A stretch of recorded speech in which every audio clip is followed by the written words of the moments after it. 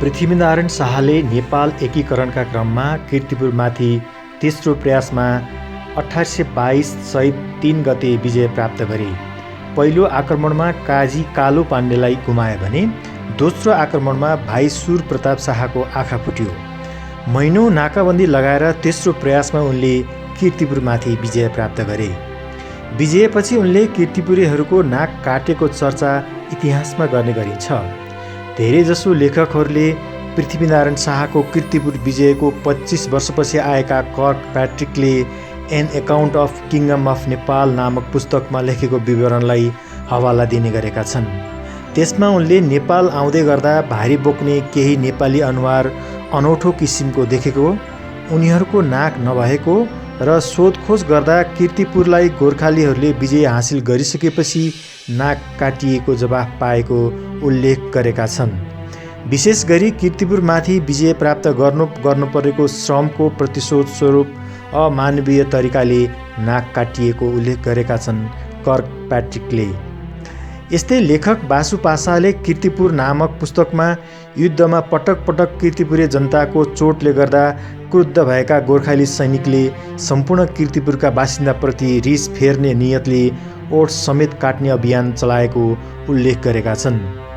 युद्धमा बाँचेकाहरूमध्ये धेरैले आफ्नो परिवारका सदस्य गुमाइसकेपछि गोर्खाली सेनाको कुटाई पिटाई र पाता कसाईमा पर्नुका साथै नाक र ओठ पनि कटाउनु पर्यो, जसमा बुढाबुढी र काखका बच्चाबच्चीहरूको पनि नाक बाँकी रहेन भनेर उल्लेख गरेका छन्।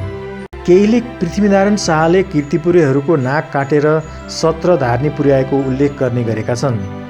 पृथ्वीनारायण शाहले वास्तवमा कीर्तिपुरेको नाक काटे कि काटेनन् भन्ने विषयमा दुई थरी मतहरू पाइन्छन्। उनलाई एकीकरणको नायक भन्नेहरूले यसलाई अनर्गल भन्दै आएका छन्। उनीहरूले यसलाई पृथ्वीनारायणबाट पराजित र निष्कासित अङ्ग्रेजहरूले चलाएका हल्ला भनेका छन्। अर्का थरीले भने पृथ्वीनारायणलाई क्रूर शासकका रूपमा चित्रित गर्दै पुस 27 गतेलाई विरोध दिवसका रूपमा मनाउने गरेका छन्। के पृथ्वीनारायण शाहले नाक काटेकै थिए त? विद्वानहरूका अनुसार चर्चा चलाइए जस्तो 17 धार्नी नभएर केहीको नाक भने गोर्खाली सेनाले काटेका थिए। पृथ्वीनारायण शाहले आफूलाई 2 पटकसम्म असफल पारिदिने कीर्तिपुरका केही विद्रोहीहरूको नाक काटी घमण्ड तोडे पनि त्यहाँका देवताहरूको पूजाको निमित्त गुठी राखी धार्मिक जनतामा प्रभाव पारेका थिए। यो प्रसङ्ग पूर्णिमा पत्रिकाको वर्ष 3 अङ्क 3 उल्लेख गरिएको पाइन्छ। यस्तै पूर्णिमा पत्रिकाकै अङ्क 50 उल्लेख गरिएको छ, केही कीर्तिपुरेहरूले 8-10 जना गोर्खाली सैनिकलाई मारिदिए। पृथ्वीनारायण शाहले बदला लिन कीर्तिपुरेको नाक कान मात्र काटेर छाडिदिए। कीर्तिपुरेहरूको नाक काटियो भनेर प्रचार गर्नेमा पृथ्वीनारायण शाह विरुद्ध अङ्ग्रेजी सेना ल्याउन सुझाव दिने धर्मप्रचारक जोसेफी पनि थिए। उनले सुर प्रताप शाहले कीर्तिपुरका मुख्य मान्छेहरूको ज्यानै लिएको, अरूको नाक ओठ काटेको र मुखले बाजा बजाउने र दुध खाने बालबच्चा मात्र बचेको भनेर लेखेको इतिहासकारहरूले उल्लेख गरेका छन्। यस्तै लेखक राजकुमार दिक्पालले इतिहासकार भागवत नेवारबाट प्राप्त टिपोटमा पनि कीर्तिपुरेहरूको नाक र ओठ काट्दा तामाङ जातिको प्रयोग गरिएको भेटिएको उल्लेख गरेका छन्। उक्त टिपोटमा कीर्तिपुरेहरूको नाक र ओठ काटिसकेपछि उनीहरूको बस्तीमा आगो लगाइएको उल्लेख गरिएको उनले लेखेका छन्।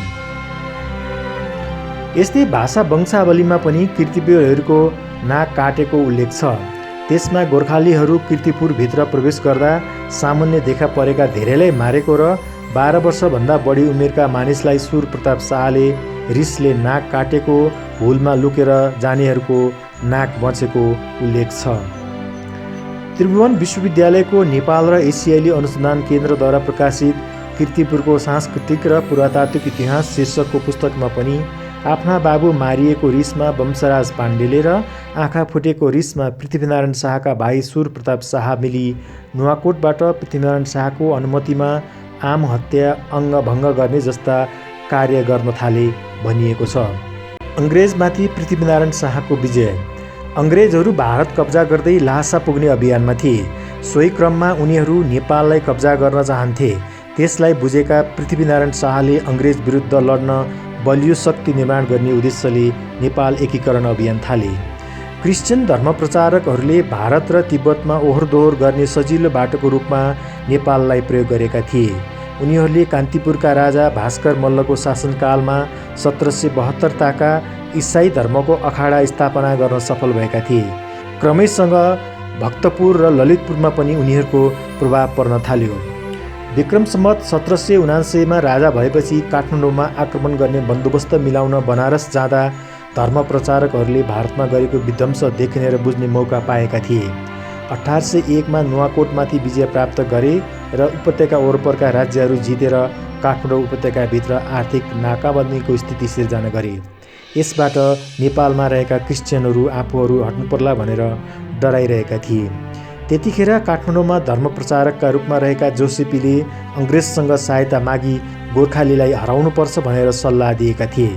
त्यसपछि कान्तिपुरका राजा जयप्रकाश मल्ल र भक्तपुरका राजा रणजित मल्ल सहित भएर जोसेपीको सिफारिसमा कोलकाताका अङ्ग्रेज गभर्नरलाई पत्र पठाइयो।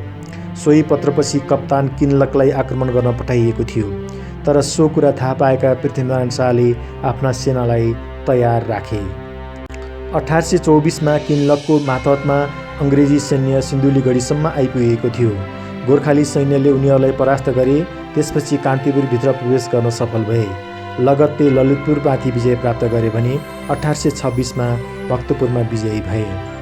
यस्तै पृथ्वीनारायण शाहले क्रिश्चियन धर्मप्रचारक पादरी केपुचिन सहितलाई निष्कासन गरेको पनि इतिहासकारहरूले उल्लेख गर्ने गरेका छन्। लेखक दीर्घराज प्रसाईका अनुसार पृथ्वीनारायण शाहले उपत्यका विजय गरेपछि क्रिश्चियन धर्मप्रचारक पादरीलाई यहाँबाट निकालेर चर्चलाई अर्कै काममा प्रयोगमा ल्याएको हुनाले केपुचिन आक्रोशित हुँदै पृथ्वीनारायण शाहले कीर्तिपुरको 17 धार्नी नाक काटेका थिए भनेर कर्कप्याट्रिकलाई लेख्न लगाएका थिए। तर पृथ्वीनारायण शाह त्यति क्रूर नभएको र आफ्नो कब्जामा आइसकेका राज्यका जनताको संरक्षण गर्नु राजाको कर्तव्य हो भन्ने कुरा उनलाई राम्ररी थाहा भएको प्रसाईको भनाइ छ।